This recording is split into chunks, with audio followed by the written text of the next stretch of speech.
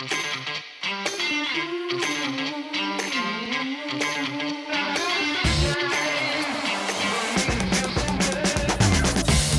to episode 21 of the Mile 20 podcast, where epic shit happens. I'm Lorri, and I'm here not with Laura, my bestie today, but instead with my daughter, Maggie. Hey. Hey, unfortunately, Laura is a little under the weather today and is unable to make it. And we were going to miss her desperately, and I can't wait to hear her epic week update because she spent the weekend at Universal Studios having a really good time, so that should be good. So today, our episode is revolving kind of more locally around the Philadelphia area. We are on location at Blue Bird Distilling in Phoenixville, which is now Maggie's new home because she has moved out and is now a local. Yes, and our first time on location. Yes. Which is fun. First time on location. Drinks that are delicious and made by a bartender. Yes. And not by Maddie. No, or you. Or me. I mean, we've been on location at the villa. At the villa before, yeah. That's true. But, you know, this is our first time out in public, which feels hitting a little different today, but it's fun. So we're fleshing the format today, just to say that up front, it's not going to be normal. We are focusing on the BlobFest. We'll be interviewing Mike Ragozzino, who is the race director for the BlobFest and kind of a local running icon, I think, in the Phoenixville area. So it'll be fun to hang out with Mike over cocktails here at Bluebird Distilling for the day. Oh, yes. So, Maggie, what is your Mile 20 cocktail today? Today, my beverage of the week, it's called Saturn Return. It has vanilla vodka, bitter Italian soda, pineapple strawberry, and fresh lime, and it is garnished with an orange in a swirl. And it is delicious. Very strong taste of pineapple, but that's my jam. Yeah. This is not our first time at Bluebird Distilling. As a matter of fact, I believe we were here for First Friday, this past Friday night. Yeah, we were here 3 days ago. Yeah. And we picked up at that time. I had come here because we had a couple episodes ago, we had talked about the fact that we had cocktails at Rivertown Taps, and I had had a duck fat washed bourbon old fashioned, which was amazing. And they got the idea from Bluebird Distilling, where we are today, because they do a bacon fat washed bourbon old fashioned. However, that is currently off their menu. So we are calling this concoction, I'm calling it the Elvis old fashioned right now. Did you just come up with that yourself? Sort of. So they found They thought they were out of the bacon washed bourbon, and they just happened to find some right before we got here today, which was amazing. So I have the bacon fat washed. They used a banana demerara liqueur as opposed to, I think, the bitters. I got a caramelized, lovely little slice of banana. So it's kind of got that bacon, banana, peanut butter thing play. So he made it for me, and it's beautiful. Amazing. So, Maggie. Should we do a cheers? Oh, yeah, let's definitely do a cheers. Here's cheers to Laura. Hope she feels better. Hope she feels better, and cheers to Phoenixville. Cheers to Phoenixville. You're having a blast here, aren't you? I am. I just moved probably almost 3 weeks ago, I think. But there's literally things to do every single weekend here, and it's so much fun. And that's what got us onto the BlobFest. We might reiterate this with Mike, but that's how I found the BlobFest, is I was looking for all the things to do. For example, they have a festival every first Friday. There was a vintage thing a couple weeks ago. There was a Pride festival this past Saturday where they had tons of vendors. It looked huge, but there's so many little microbreweries. This is a distillery. Bars, all in 4 or 5 blocks. Yeah. It's a really, really cute town. It's growing. I feel like it's come so far even in the last 10 years that we've been living in the area, and it's just a really cool destination to come to. So let's do an Epic Week update. Let's do it. What have you been up to on your Epic Week update? More of the Margaret? same as you. Yeah, that's true. It's pretty much parallel. So we could just talk about it together. We could just dive through what we've been doing. I guess since last Monday, just working a lot. And on Thursday, Ella graduated high school. Whoop, whoop. My So- last is out of high school. That was exciting. Very exciting. We went to her favorite taco place after. Yes. And we were there 30 minutes before close. Yeah, I don't think they were with, very like, happy. 12 of us. Yeah, I don't think they were happy to see us come in either. But that was fun. And then what did we do Friday? Friday You had a lot of activities on Friday. We did. We went to a brewery, another local brewery, small one, Hares Hill Brewery, and had lunch. Great food. We had a burger. It was delicious, and the beer was very, very good there. And then I think we wound up coming out here and hanging out with you for First Friday. Mm-hmm. And it's really cool because Phoenixville shuts down their main street, Bridge Street, for Friday night, Saturday, and Sundays all summer long. So that has started. And with that, all the dining kind of comes outside onto the sidewalk. Yes, it's a lot of fun. You just like she said, you can walk the whole street and just... They do a lot of pop-up tents, too. I know some of the stores come out onto the street to get a little more traffic, but it's a lot of fun. Like Bluebird Distilling, just on Friday, they do a little truck with a bar out in the front, and then you can open carry in the street. Yes. So that was the first place that we stopped on Friday. Yeah. We walked down from my apartment, excuse me, and we got our drinks at Bluebird Distilling, and then we made our way back down the street, and we had dinner at Great American Pub. It was delicious. Which was delicious. Always good And there. My dog Tiger sat at the table with us. He was such a good boy, and Mom was feeding him off the table. Well, he was hungry. You were feeding my dogs off the table when you were there, so I was just giving you a little bit really tit cute. for tat, okay? I suppose. And then Saturday morning, starting at noon, we started shopping. Nana was here. Nana's Mom's a big shopper. big shopper. So we went to the King of Prussia Mall. Yep. We did some clothes shopping. We did some Houseware shopping for you. We got Cheesecake Factory Yes. as a little dinner, little picnic. Linner. It was kind of between lunch and dinner. Yeah. But yeah, Yeah. It was a good week. it's a good week. It was a good week.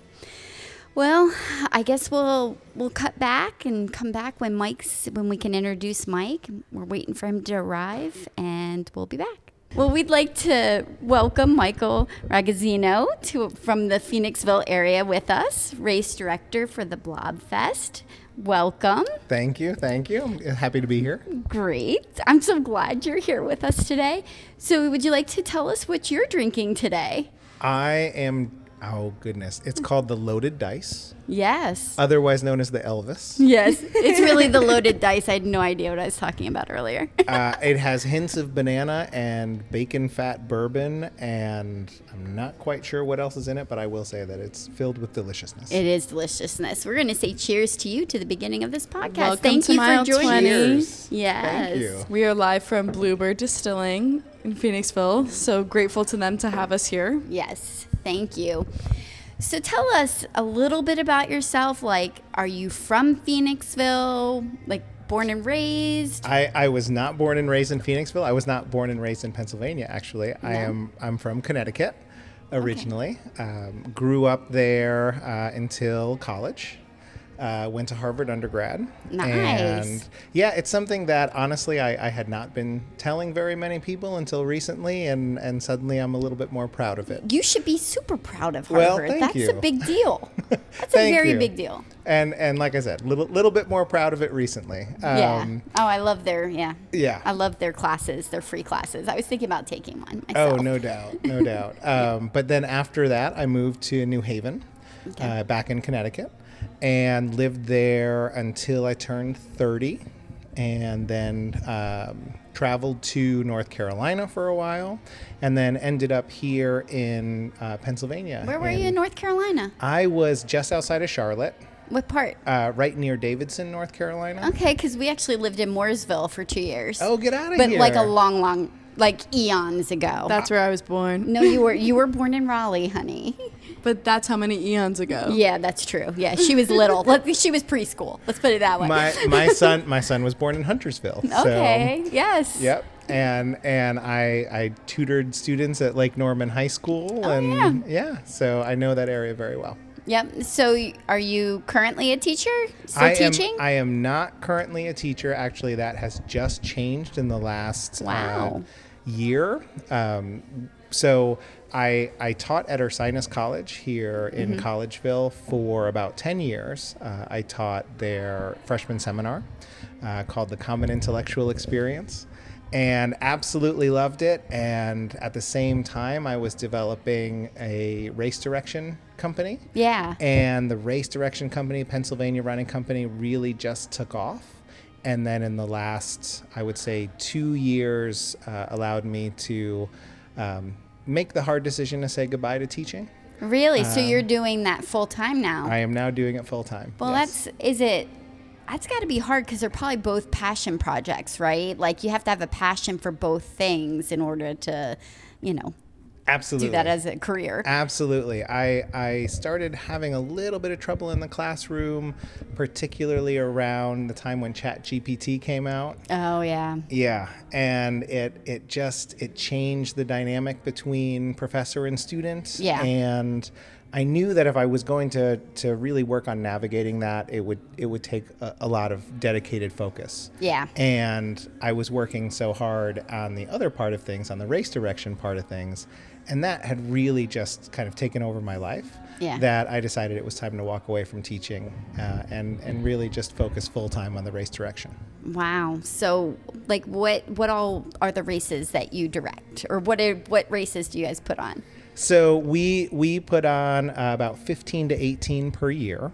That's a full schedule. It is certainly a full schedule. Our main events are the Jim Thorpe Area Running Festival. Yes. That happens up in Jim Thorpe, Pennsylvania. It's a half marathon, a 7-miler, and a full marathon. Is that along the Lehigh Valley Trail? It is. Yeah. The DNL Yes. trail right through Lehigh Gorge State Park. Yeah, that's gorgeous. I've biked that, but never ran it. Well, but it's got me thinking now. The coolest part about it is our participants, they take the train from Jim Thorpe all the way up to Whitehaven.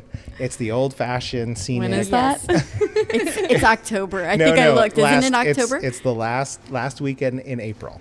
Oh, we missed it. We missed it. Damn. Well, the good thing is it happens every year. That's true. That's true. Very true. So it's the last weekend in April. Our participants take the train from Jim Thorpe up to Whitehaven, and then they run from Whitehaven down to Jim Thorpe, and it is slightly downhill just about the whole way. Yes. And so I believe we're the second fastest marathon, either in the Northeast or on the East Coast. Wow. Yeah.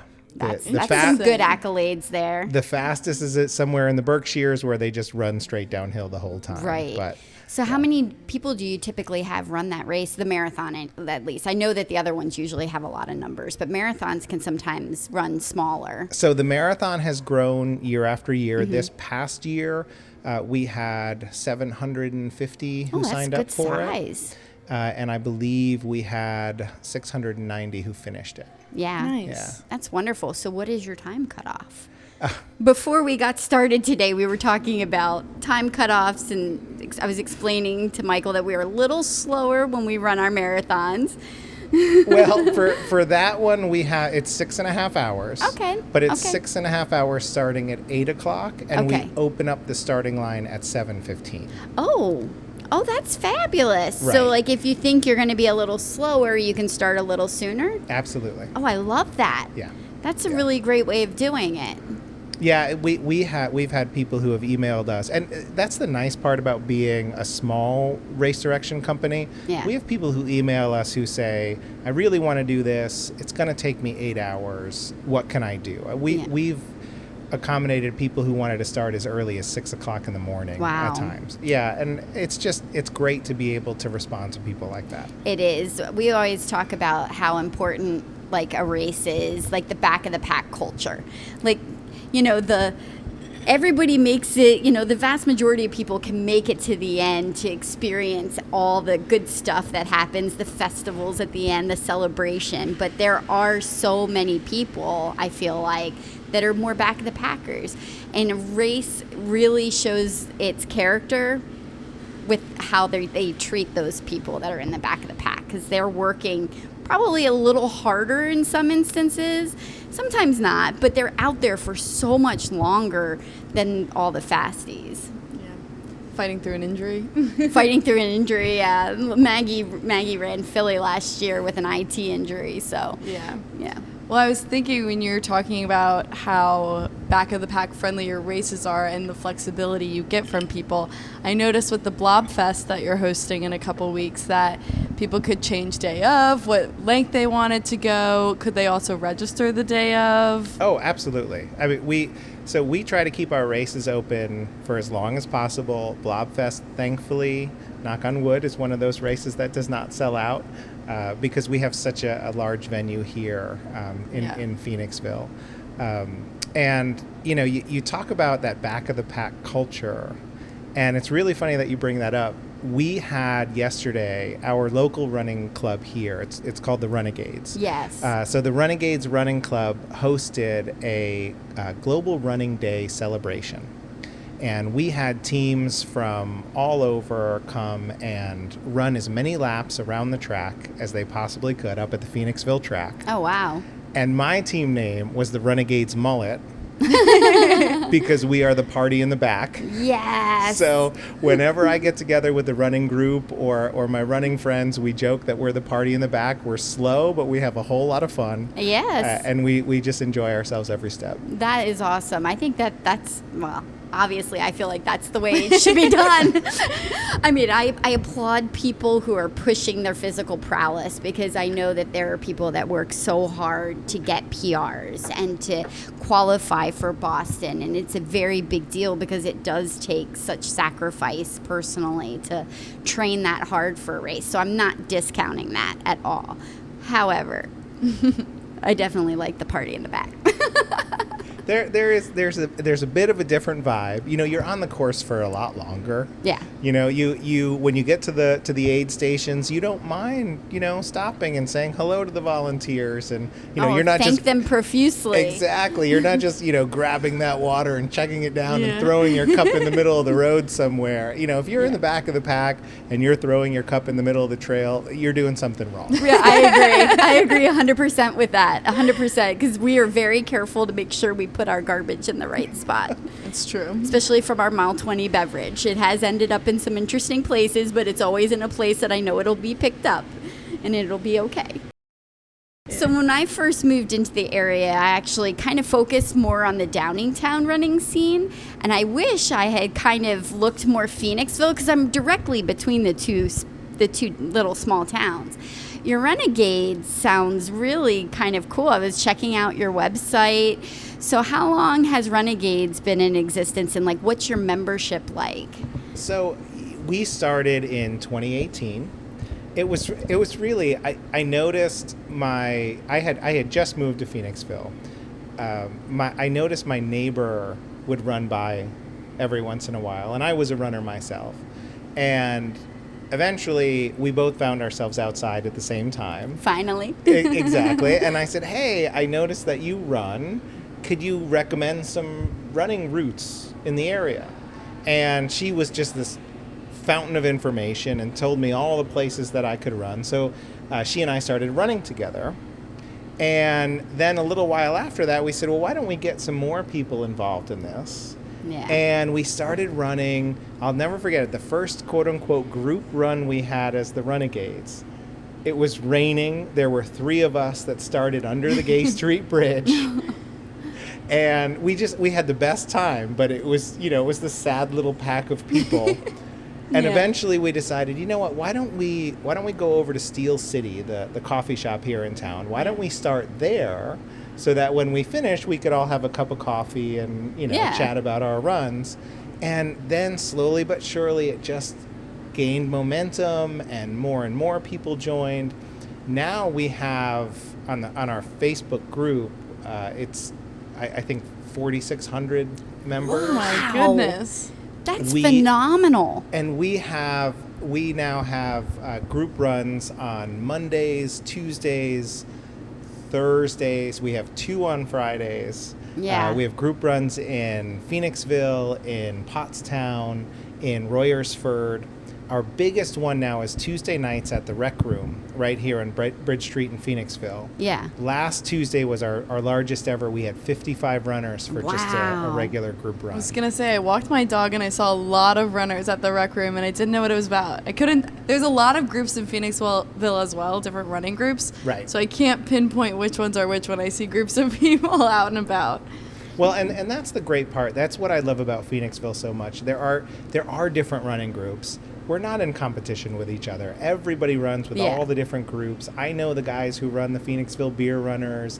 I know the people over at All Kinds of Fast. And we love the community and love growing the community. Yeah. And so we're always encouraging our runners to run with us, run with them, run on your own. Whenever you can get out there, just run. Yeah, I was wondering because I tend to be like a Monday, Wednesday, Friday early morning person. And I did notice you had a Friday 6 a.m. run, but it made me wonder whether there were some like unofficial meetups on Monday and Wednesday as well, or whether it's just the Friday morning one. So it's actually been really tricky to navigate the waters of having a running club, because every once in a while you'll have some bad actors come in. Either they'll be trying to sell something, or something just won't smell right. They want to know where you're running and when you're starting and when you're finishing, and so we do have an unofficial, official early morning group run. I gotcha.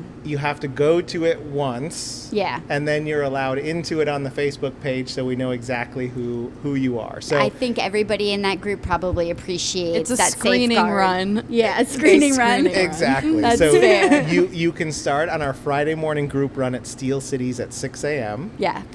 One of our fantastic renegades, Ryan Drummond, he's a running coach here in town. He leads that group run. He does a fantastic job, and everybody's always welcome. That is fantastic. As far as pacing goes, is it pretty spread out with the pacing of participants and just the general group runs? So yes, and our group runs definitely vary. On Sundays, we have the widest pacing that you can find. We have people who, we call them the rabbits. They run really fast. They run really far. And then we have, the slower people, the mullet, the party in the back. Yeah. Right? And we'll even have people who walk or just walk on Sundays. Okay. And so, we pride ourselves on welcoming all paces and faces. And, when we first started the group, I had lived in a number of different towns, and I had tried to get into a number of different running clubs. And the thing that I noticed over and over again was just the sense that it felt a little bit cliquey. Yeah, it can sometimes. Right. Very much so.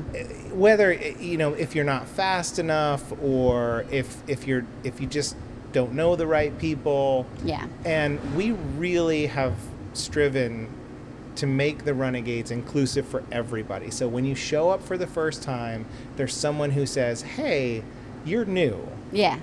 What are you all about? What do you want to do here? Do you want to walk? Do you want to run? Are you really fast? Do you want to go a long way? Do you just want to go maybe 2 or 3 miles?" And there's always someone who will join that person.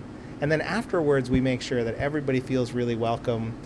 At Steel City, we have an after run brunch. At the Rec Room, we have an after run drink.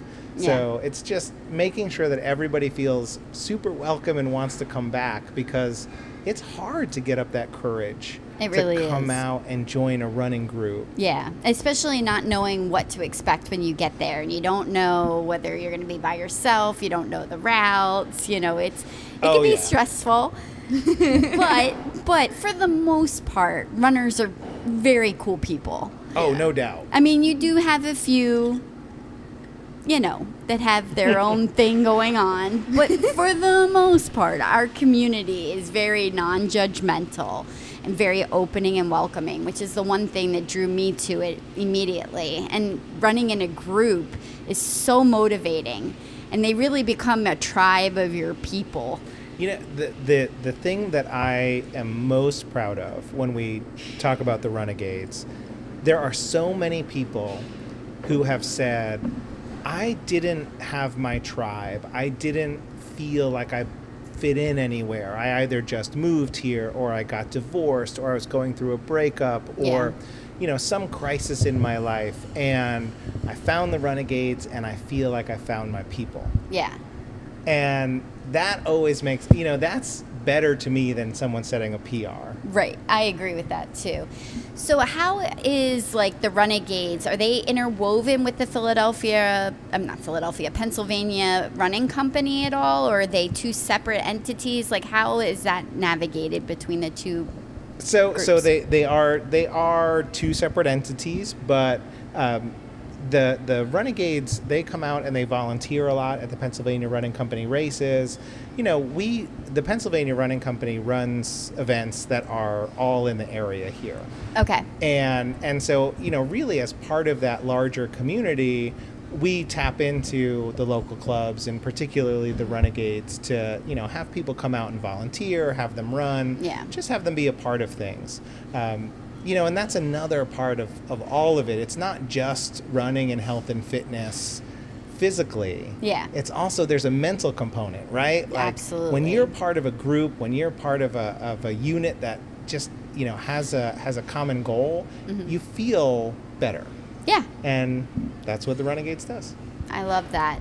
Now, Renegades is a 501c3, is that correct? Or am I getting that wrong and it's the Pennsylvania Running Company? No. I remember seeing that on one of the websites earlier today, but honestly, my brain's a little fuzzy right now, so I'm not sure if I remember which one. So the RUNegades Running Club is currently a 501c3. Okay. Yeah, and that's, we're focused on health and wellness and community engagement. And the event yesterday, the Global Running Day event, it was free for all of our participants, and that's what the RUNegades is all about. Okay, that's wonderful. Yeah.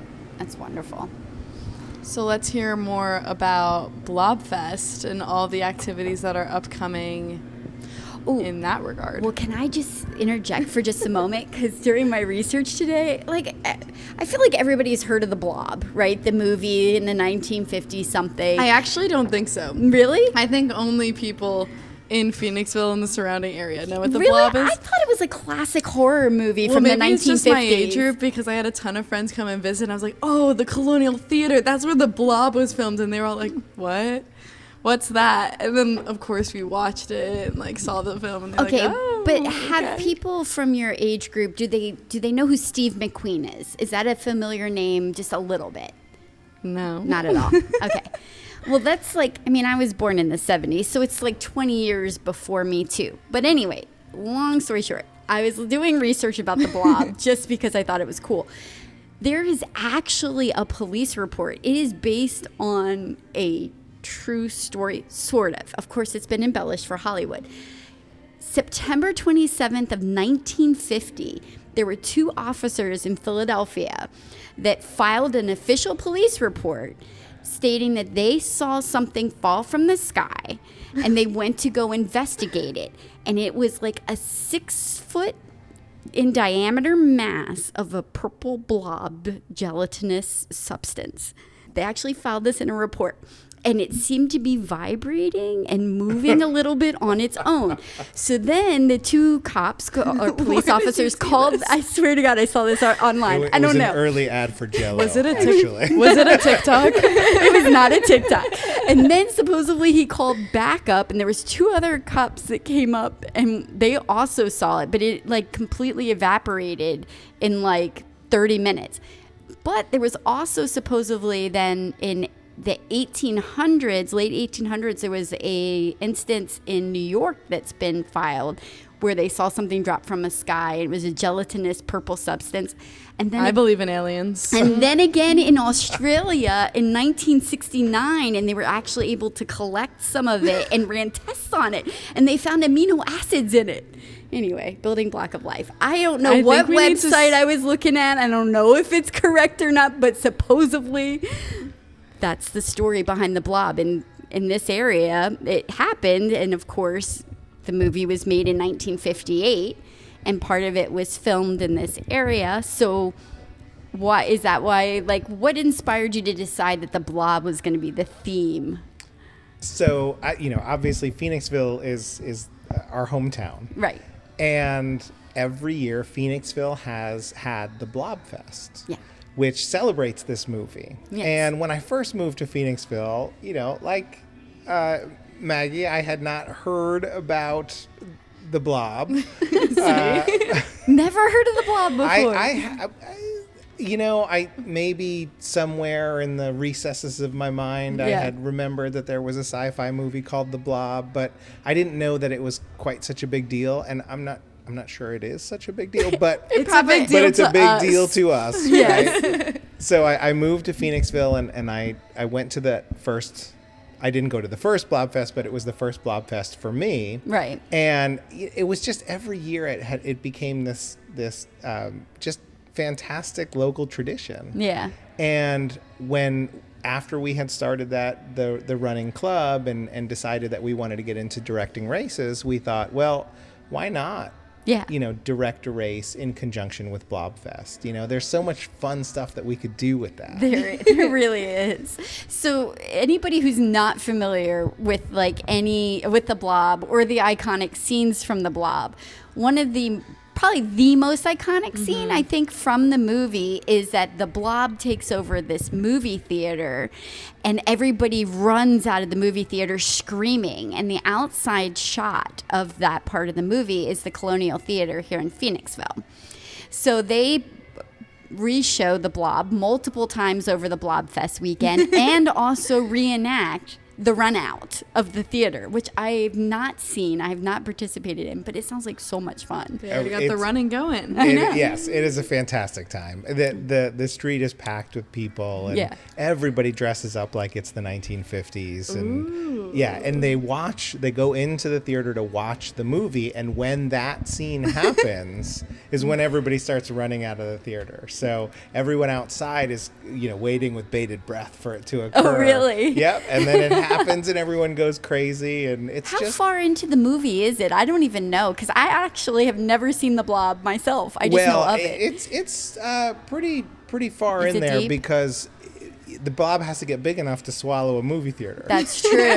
Right? It starts as a tiny little egg that latches onto some guy's arm, and after a while it just becomes big enough to swallow the theater. So it's I would say 2/3 in, maybe the beginning of Act 3. Gotcha. If you're That's fair. if you're into stage jargon. Yeah. Yeah.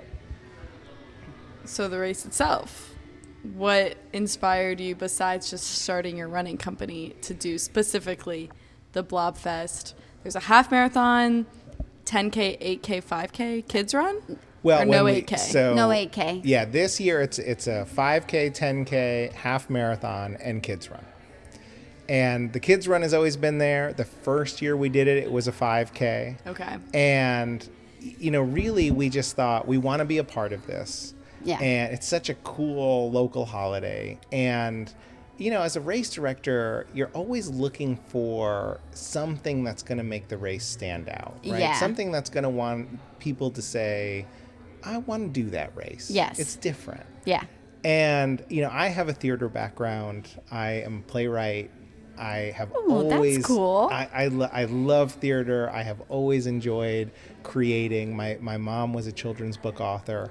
And so, when I race direct, I kind of see myself as a theater director. Yeah, that's fair. I get the correlation there. Yeah, I'm putting on this huge play, and all of the actors are the runners, and I'm putting an obstacle in their way. I'm giving them their conflict, and they are going to have their own journey overcoming it, and hopefully progressing through it and then finishing triumphantly. Yes. Right? They might be in costume as well. Yes, especially for the BlobFest, they are often in costume.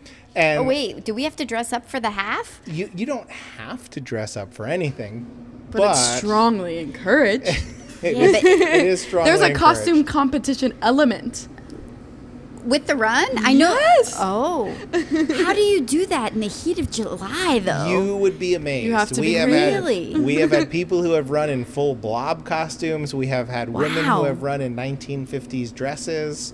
We had one guy dressed up as a firefighter because of the end. Spoiler alert. Spoiler alert. The firefighters saved the day at the end of the movie with their magical fire extinguishers that kill the blob.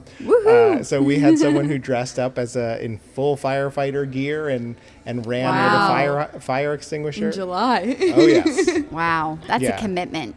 Well, and it's interesting. That's one of the largest challenges to this race is that it happens in July. I bet. So, you don't know what you're going to get, but you're pretty sure you're going to get some heat. Oh, it's going to be hot. Yeah. Right. So we actually have, last year we had people come out and set up a mister on the course. Ooh, nice. Which was great. We 2 years ago, we had one of our volunteers decided to make BlobFest Jello shots made with Gatorade. Oh, I was getting excited there, know. Michael. Come on.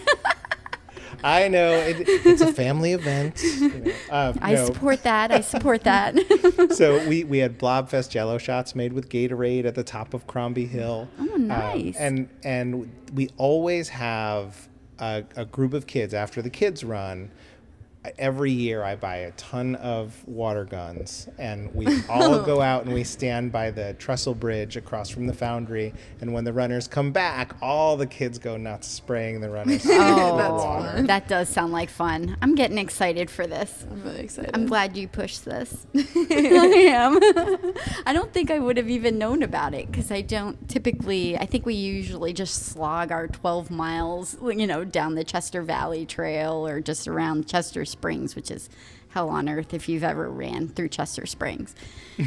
It's like literally, it's like 1,500 feet in elevation over 12 miles. It's not fun. Well, I will say that the BlobFest has gotten a reputation for being is it hilly? A little bit hilly. Schuylkill River Trail. Yes. That's what's run on the whole time, or it is. Well, for most of the time, but it is the Schuylkill River Trail that is hilly. Yeah. In Phoenixville here, we have Crombie Hill, and this year we have changed the routes of every race, the 5K, 10K, and half, so that we can start and finish in front of the Colonial Theater. Oh, wow. Which is incredible. The Colonial has just been such a fantastic partner. I can only imagine. We're going to, hopefully, knock on wood, we're going to have movie popcorn afterward for everyone. Oh, that'll be fun. Right. And just incorporating the facade of the Colonial into everything, I think is going to be fantastic. The 5K and 10K are going to be relatively flat this year. In the past, they have been hilly. But the half marathon, there's no way to avoid it. We've got to get on the Schuylkill River Trail and get up and over Crombie Hill. Okay, so where is Crombie Hill, and how much do I need to be worried about this? Well, at what point in the race is this? Local runners who are listening are chuckling right now. I know. I haven't ran through Phoenixville before. I mean, I do cycle on the Schuylkill River Trail, but I'm on a bike. Right. And I don't do... Well, usually we start at Port Providence, if I'm going to be real. So I haven't really been on the western side of it, I guess. If you go the other way, pretty quickly you run into Crombie Hill. Okay. And it is a challenge. Okay. And one that BlobFest runners have embraced year after year and continue to come back to run and love. Okay. Question mark? Let's get it. Of course. I'm ready. Let's tackle it. Yep. Well, I'm excited. I'm looking forward to it. I am too. So are there any other really cool races that you guys put on? We do. We put on the Bethlehem Running Festival. With Jim Thorpe is in April and Bethlehem is in October. Okay. So it's usually the third weekend in October. We partner with the American Cancer Society for that one. Oh, fabulous. It is such a blast. It used to be the old Runner's World Festival. Oh yeah, I forgot about that. And yes. That went defunct in, I believe it was 2019. Okay. And with the Renegades, the group, we would run with everyone, and we would often go up to the Lehigh Valley to run. And a number of people would always say, "When is the Runner's World Festival coming back?" Yeah. And after hearing that time and time again, we decided to look into it. So I found out who the race director was, a guy by the name, you may have heard of him, Bart Yasso. Just a little bit, yes. He loves to torture runners everywhere, I do believe, with his training ideals, right? He certainly does, and Bethlehem is no different. Yeah. He actually lives up in Bethlehem. He was the chief running officer at Runner's World for quite a while. Yeah. And that was based in Bethlehem, and that's why the Runner's World Festival was there. Okay. And I reached out to him. I at the time did not know who he was. Yeah. And we had a fantastic conversation, and at the end of it he said, a number of groups have come to try to put this on, and I haven't really loved any of them. You guys sound like you're it. Yeah. So let's get together further and explore it. Well, that'll And- make you feel good to hear that, doesn't it? Absolutely. And we really pride ourselves on putting on solid events, putting the runners first. Yeah. And a lot of it is because, I have run so many events. Yeah. And I got into all of this because I had run so many events. So how did you get into running to begin with? Like, have you run since high school? Were you a high school runner, or was it a later in life thing? So when I was young, my dad, he ran 5 miles a day religiously. Wow, really? He was When- a streaker. He was a streaker. And when he didn't run, you could always tell the days that Dad didn't run because he was grumpy. Yes, of course. But if you ever had to ask Dad something, wait until he finished, as he was coming in from his run. Oh, yeah. That's when you would say, "Hey, Dad, can we get fast food dopamine tonight?" super high, the mood's elevated. Totally get that. Hey, yes. Dad, I accidentally spilled paint on the living room floor. It's okay. Yeah, that was the time to tell him. Yeah. But he ran 5 miles a day, and I never quite got it. I always tried to join him. I always ran too fast when I was a kid. And, Yeah. Well, I think like pacing yourself is something that it takes a bit to teach kids when they're running, because they think they're running, they got to go all out. Like my youngest daughter, she started running. I'm sorry to interject. This is the ADHD that kicks in. And like she would think she'd have to run. And I'm like, just slow I down. also think kids and are take a so deep breath. competitive. Like They are too. everything's a competition when you're a Yeah. kid. Sorry. So you gotta anyway. run faster than the person before you. But I get that, like how it's hard as a kid to and learn to pace then, yourself. you're running as a kid, and if you're running at the pace my dad was running, and you're doing as many laps around the track as he was doing, that boredom would set in. And, Yeah. I never quite understood why he would do this every day until I got older. Yeah. And I would say around 30, 31, this is when I was living in North Carolina, the Davidson College cross-country team had just an amazing cross-country course. Really? And one day I just decided, you know what, I'm going to go out and walk it. And I walked it, and then I thought, I wonder if I could run it. And I would start to run, and I'd get half a mile in, and then I'd have to walk. And after a while, suddenly I was running 3 miles. Yeah. And then I would say, well, let me take the turn this time and see if I could do all 5 miles. And suddenly I became a runner. And this was after my dad passed when I was 26. Okay. And there was a moment, the second or third time that I ran 5 miles. I got to about the 4th mile, and I suddenly felt like I was running with my dad. Oh, I love that so much. It was just, and it still happens when I get to about I'm that not gonna 4 or cry. 5 mile mark. Yeah.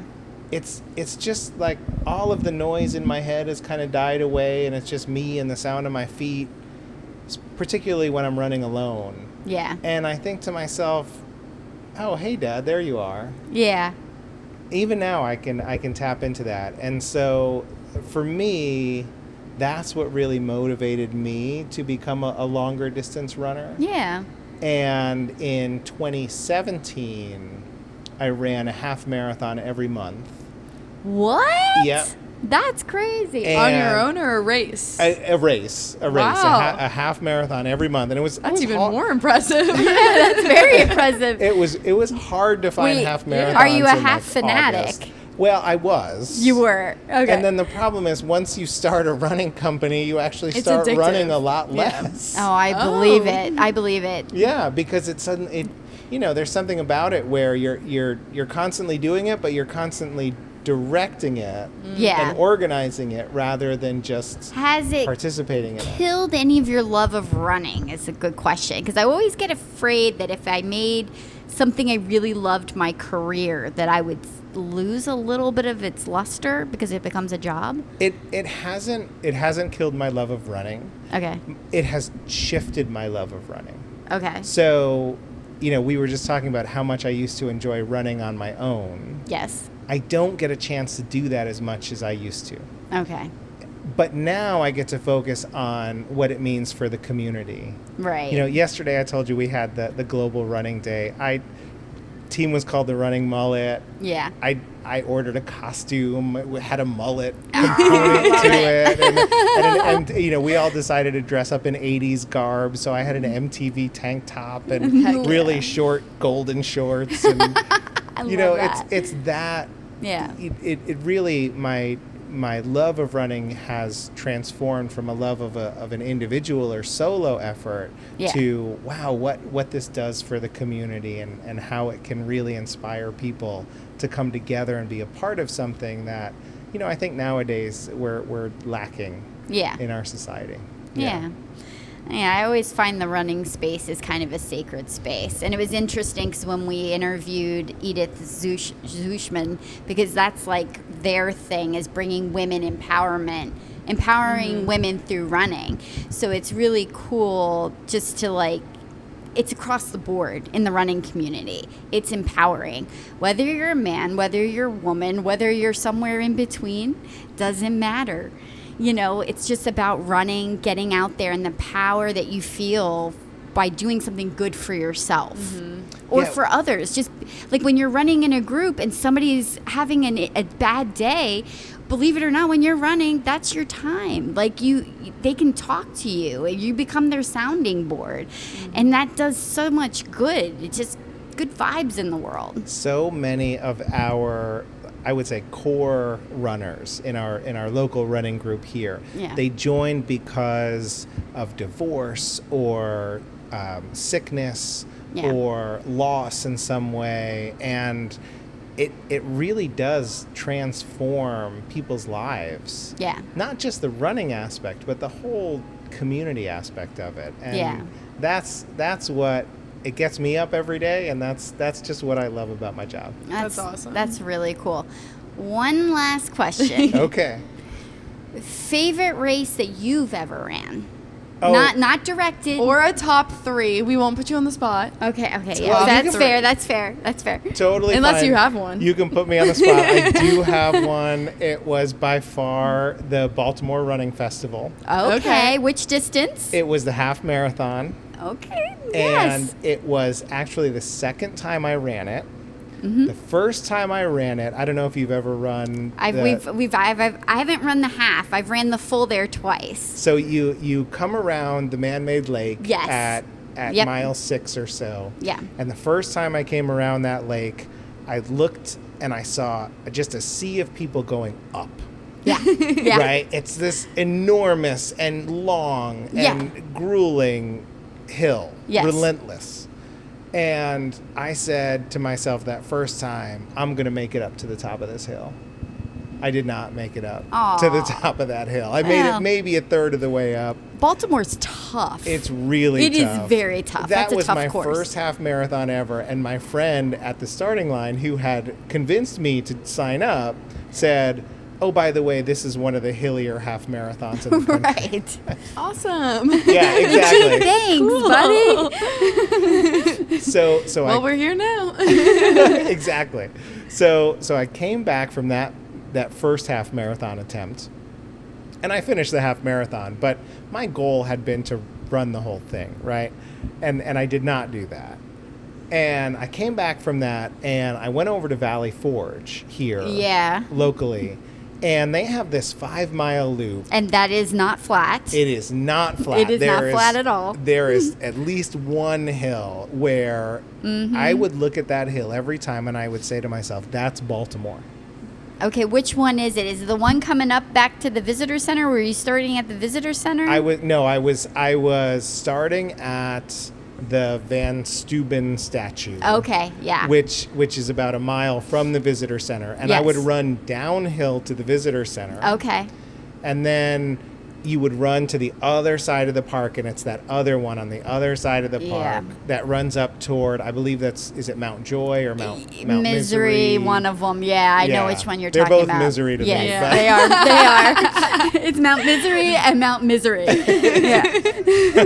Mount More Misery.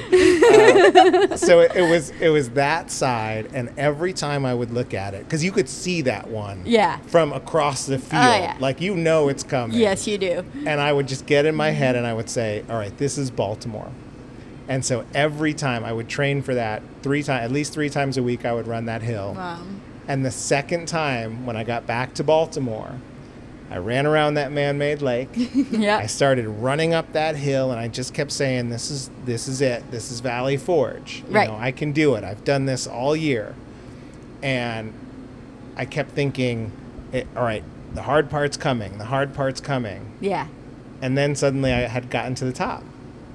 And this hill that I had built up in my head as Mount Everest well, sometimes it feels like that. Was no longer Mount Everest. It was behind me. And then from that point in that marathon, or half marathon, it's a bit of a flat section and then a nice downhill through Camden Yards to the finish line. And that by far was my favorite half marathon. That's a good answer. Yeah. Good answer. Well, we would love to thank you. Thank you so much for your time today. It's been such a pleasure to meet you and to chat with you today. It has been a pleasure meeting you guys, and I'm sure you guys live close. So and hopefully we'll see you at the BlobFest. Well, we're already signed up. Yeah, we're signed up for the BlobFest. We will be there. We're coming, come hell or high water. We'll be at the BlobFest. But no high water. Phoenixville and high water do not mix. That's true. I'm sorry. I should not have said that. That's bad. Well, thank you, Michael, for coming, and everyone, thanks for listening today. Now go make mile 20 your bitch. Peace out. Bye, everyone. Thank you.